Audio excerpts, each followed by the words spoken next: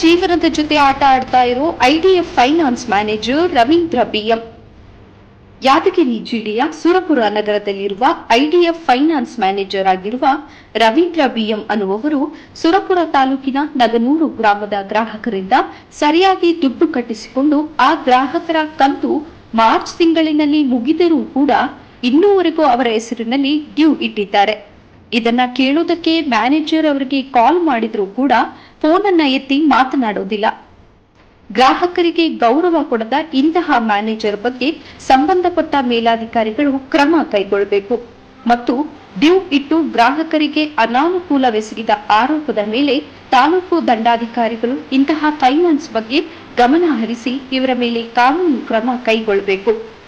ಅನ್ಯಾಯಕ್ಕೆ ಒಳಗಾದ ಗ್ರಾಹಕರಿಗೆ ತಕ್ಷಣ ನ್ಯಾಯ ಒದಗಿಸಿಕೊಡಬೇಕು ಎಂದು ನಮ್ಮ ವಿವಾ ನ್ಯೂಸ್ ಪತ್ರಿಕೆಯ ಮೂಲಕ ಮಾನ್ಯ ಸುರಪುರ ತಾಲೂಕಿನ ದಂಡಾಧಿಕಾರಿಗಳಿಗೆ ಸಿದ್ದಮ್ಮ ಗಂಡ ಬಾಬು ಹವಾಲ್ದಾರ್, ಮಲಕಮ್ಮ ಗಂಡ ಮಲ್ಲಿಕಾರ್ಜುನ್ ರವರು ಪತ್ರಿಕೆ ಹೇಳಿಕೆ ನೀಡಿದ್ದಾರೆ. ದುಡ್ಡು ಕಟ್ಟಿಸಿಕೊಳ್ಳುವ ಸಮಯದಲ್ಲಿ ದಿನಾಂಕದ ಒಳಗೆ ಫೋನ್ ಮಾಡಿ ದುಡ್ಡು ಕಟ್ಟಿಸಿಕೊಳ್ತಾರೆ. ಆದರೆ ನಮ್ಮ ಕಂತು ಮುಗಿದು ಹೋದರೂ ಕೂಡ ಡ್ಯೂ ಇಟ್ಟು ಗ್ರಾಹಕರಿಗೆ ತೊಂದರೆ ಕೊಡ್ತಾ ಇದ್ದಾರೆ ಎಂದು ಸಾರ್ವಜನಿಕರು ಆಕ್ರೋಶ ವ್ಯಕ್ತಪಡಿಸಿದ್ದಾರೆ. ಶಾಲೆಗಳು ಪ್ರಾರಂಭವಾಗಿವೆ. ಯಾವುದೋ ಒಂದು ಫೈನಾನ್ಸ್ ನಲ್ಲಿ ಸಾಲ ಮಾಡಿ ಮಕ್ಕಳಿಗೆ ಉತ್ತಮ ಶಿಕ್ಷಣ ಕೊಡಿಸಲು ಬಡವರು ಹರಸಾಹಸ ಪಡುತ್ತಿದ್ದಾರೆ. ಆದರೆ ಈ ಅವಿವೇಕಿ ಐಡಿಎಫ್ ಫೈನಾನ್ಸ್ ಮ್ಯಾನೇಜರ್ಗಳು ಸಾಲ ಮುಟ್ಟಿದರೂ ಕೂಡ ಡ್ಯೂ ಇಟ್ಟು ಬಡವರಿಗೆ ಅನ್ಯಾಯ ಮಾಡುತ್ತಿರುವವರ ವಿರುದ್ಧ ಕಟ್ಟುನಿಟ್ಟಿನ ಕ್ರಮ ಕೈಗೊಳ್ಳಬೇಕು ಎಂದು ಗ್ರಾಹಕರು ಪತ್ರಿಕೆ ಹೇಳಿಕೆ ನೀಡಿದ್ದಾರೆ.